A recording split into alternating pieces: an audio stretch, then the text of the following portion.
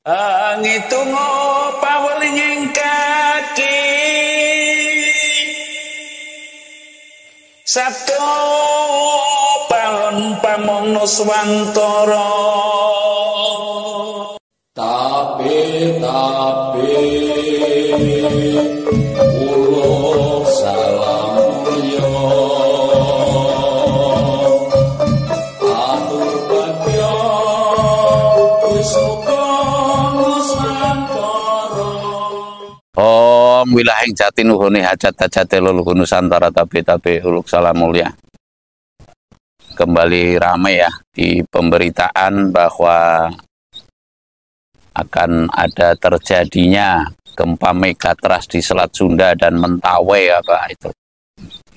Yang rupa-rupanya mau tidak mau cukup mengusik pikiran, mengusik perasaan dan sekaligus mengusik kejiwaan, di mana di situ tertera kalau ada berita yang saya maksud bahwa manakala terjadi megatrust hingga 9,1 itu akan bisa menenggelamkan Jakarta. Menenggelamkan Jakarta yang dimaksud Monas itu diperkirakan hingga 2 meter atau 2,5 atau ada yang bilang hanya semata kaki. Nah, semua ini kan masih prediksi ya, semua ini masih prediksi. Namun saya akan sedikit menguraikan bahwa jangkane manungsa wis aweh wangsit winoco dening jalma kang waskita ing jangka jaya bayane. Yang saya maksud demikian adalah ucapan itu adalah doa. Dulu ketika tahun 2004 kalau nggak keliru pernah santer di pemberitaan televisi bahwa Jakarta tenggelam, terutama itu ya di TV-TV swasta, sampai pembahasan itu kalau nggak keliru dulu sering setiap pagi membahas Jakarta tenggelam antara reporter dan atau presenter dan para ahli. Itu artinya Jakarta tenggelam itu sudah dilantunkan bahasanya sejak tahun 2004. Nah, lalu saya akan mengatakan bahwa itu di antara doa yang belum terwujud. Ya, sekali lagi, doa yang belum terwujud. Artinya biasanya ada cerita tentu ada nyata.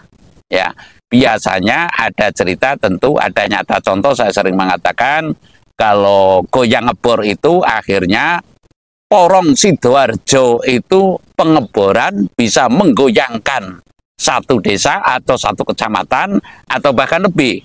Nah, ini sebuah doa yang belum terwujud cepat atau lambat. Ucapan manusia banyak ini adalah doa dan tentunya akan terwujud, biasanya begitu. Lalu lagi umpamanya zaman interan kalau salokannya itu ya.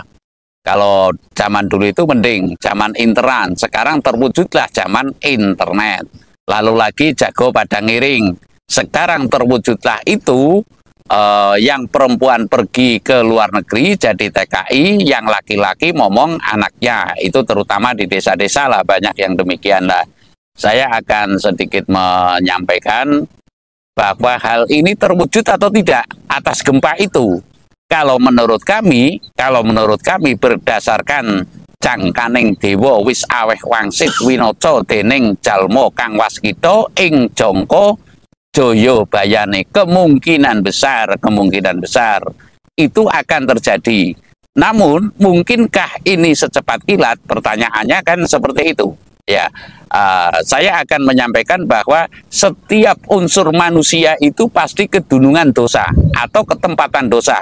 Lah, dosa pada manusia itu manakala tidak mau berintrospeksi, bersandar yang sepenuhnya kepada keilahian. Sekali lagi, manakala setiap masyarakat atau setiap manusia atau dalam kelompok besarnya masyarakat ini tidak mau istighfar. Tidak mau istighfar itu kalau kata Pak Kiai, kalau kata saya tidak mau bertobat, tidak mau melakukan pertobatan secara seksama, niscaya itu akan lebih disegerakan. Ya, sekali lagi, niscaya itu akan lebih disegerakan. Yang dikarenakan apapun alasannya, manusia itu memetik buah perbuatan. Lah, perbuatan apa? Sekarang di Jakarta itu menurut saya woheng tali jiwa atau tresno asih lan sepapadaning umat lan tumuwuh, artinya rasa belas kasih, rasa bahu membahu, jiwa gotong royong, rasa sosial. Bahkan saya pernah melihat bahwa ada orang mati sampai bau busuk itu baru konangan, baru diketahui oleh orang banyak. Lah ini diantara perihal yang sangat-sangat tidak dikehendaki oleh Tuhan Yang Maha Esa. Lalu saya akan menyampaikan yang bahwasanya tahun 2025 ini waspada pada hari Sabtu Manis. Sekali lagi, tahun 2025 berdasarkan naas cuplak puser yang telah saya bikin konten, kelihatannya Jakarta itu waspada pada hari Sabtu Manis. Kalau saya berdasarkan keyakinan saya, ya berdasarkan laku lampah saya, hal yang demikian tentu akan terjadi. Tidaklah itu di Jakarta, tidaklah itu di pantai selatan Jawa, taruhlah Jawa Tengah, itu niscaya akan terjadi. Sekali lagi, tidaklah itu di Jakarta, keyakinan loh, saya boleh meyakini bahwa tidaklah itu di Jakarta, tidaklah itu di pantai selatan Pulau Jawa, ya pantai selatan Pulau Jawa itu ya Jawa Tengah lah, sebelah selatannya, niscaya akan terjadi, yang dikarenakan bahwa ini telah menjadi garis titis pepes tining tulis menurut para pujangga terdahulu, menurut para wiku ajar panditorsi yang telah nurweng. Nurweng itu ya sudah sangat dalam menghayati hidupnya dan lalu pasrah kepada keilahian dalam arti kepada Tuhan Yang Maha Esa, dan lalu mendapatkan berita-berita dari langit dan lalu disampaikan, ya.